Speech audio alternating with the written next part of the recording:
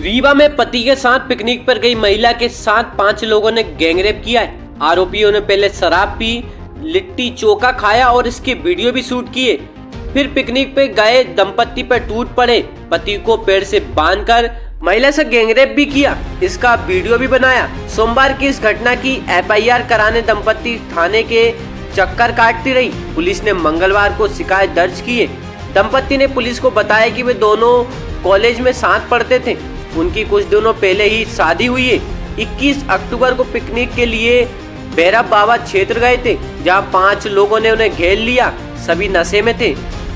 वारदात के बाद आरोपियों ने धमकाते हुए कहा, पुलिस के पास गए तो वीडियो वायरल कर देंगे। हम लोग भैरव बाबा मंदिर गए दर्शन करने, फिर वहाँ से हम लोग लौट रहे थे। थोड़ा आगे आकर हम लोग रुके 2 मिनट के लिए पत्ती काटने।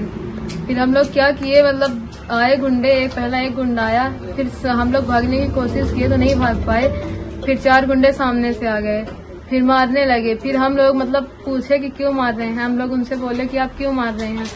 फिर वो क्या बोले कि मतलब मारे हम लोगों को, फिर जान से मारने की धमकी दे रहे थे। उसमें से फिर वो बता रहा था हम मीडिया प्रभारी की लड़का हन। फिर वो बोला कि तू पुलिस को चाहे जा कर ले, पुलिस हमारा कुछ नहीं कर पाएगी। फिर हम लोग बोले हम लोग को छोड़ दीजिए, हम लोग पति पत्नी है, तो भी हम लोग के साथ गलत कर रहे थे। उसमें से हम लोग चिल्लाने की कोशिश किए तो हम लोग मतलब कांच की बोतल बता रहे थे कि जो चिल्लावे तो जान से मार दे, जान से मारने की धमकी दे रहे थे। आपके साथ अलग अलग सब लोग दुष्कर्म किए हैं कि अलग अलग किए हैं, एक साथ नहीं किए। कितने लोग थे आपके साथ? हम लोग, हमारे साथ 5 लोग थे। और गलत कितने लोगों ने? 5 ही लोग किए हैं गलत। वीडियो भी बना रहे थे हम लोग की। और कुछ भी धमकी दे रहे थे कि किसी के पास जाओगे तो ये करेंगे। और धमकी दे रहे थे कि पुलिस के लगे चाहे चले जा, चाहे कलेक्टर के लगे चले जा, हमका कौन पुलिस हमारा कुछ न कर पाई। और ऐसा भी कुछ उन्होंने बोला कि पर डे हमारा ये काम है। हाँ, बोल रहे थे कि हमारा यही रोज का धंधा है, हम लोग यही प्लान में ही रहते हैं 8-10 लोग। तो आपने जान बचाने की कोशिश की तो फिर उसके आगे क्या हुआ? हम जान बचाने की हम लोग भागने की कोशिश कर रहे थे, तो हम लोग मतलब बाइक की चाबी, फोन सब छुड़ा लिया गया। फिर मार पीट भी किया हम लोगों के साथ।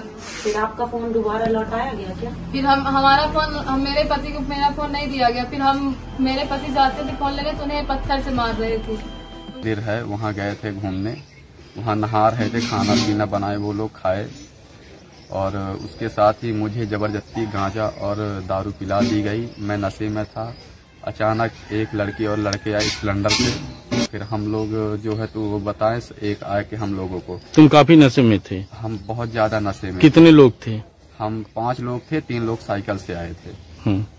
कुल कितने लोग ग्रेप किए हैं? अब ये मुझे नहीं पता कितने लोग। 4-5 लोग किए हैं लगता है।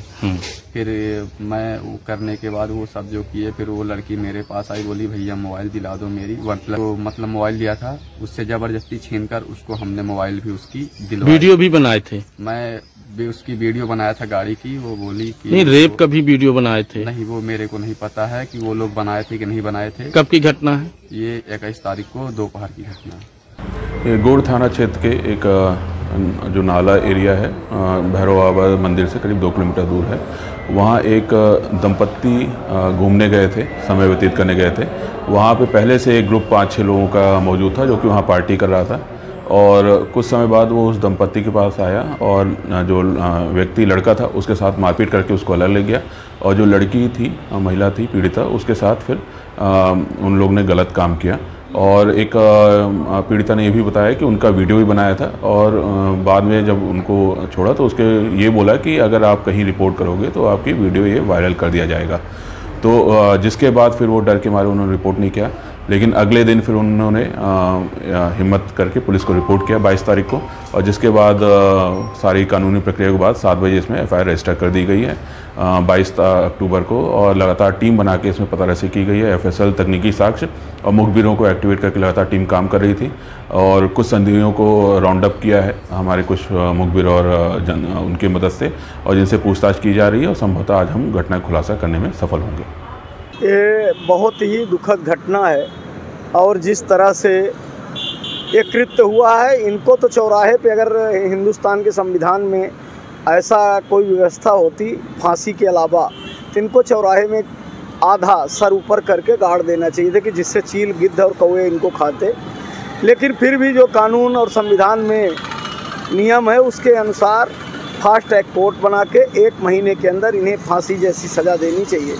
अभी आपने देखा है कि किस तरह से एक सुकवरिया देवी के साथ हुआ था और 20 महीने बाद उन्हें न्याय मिला है। महिलाओं की सुरक्षा के लिए हमें और प्रशासन को और संवेदनशील होना होगा। और इस तरह की घटनाओं का सबसे बड़ा कारण है नशा। जिस तरह से कोरेक्स और कई तरह के नशे में युवा पीढ़ी लिप्त है, और जो इसके संरक्षक है, मैं बार बार कहता हूँ, अगस्त क्रांति मंच के मंच पे भी कहता हूँ और सार्वजनिक भी, कि एक वायरस है और इस वायरस से कोई बचेगा नहीं। अब बताइए कि हमारे धार्मिक स्थान सुरक्षित नहीं है, पिकनिक स्पॉट सुरक्षित नहीं है, वाटरफॉल सुरक्षित नहीं है, ट्रेन में सफ़र करना सुरक्षित नहीं है, रास्ते में जाना सुरक्षित नहीं है।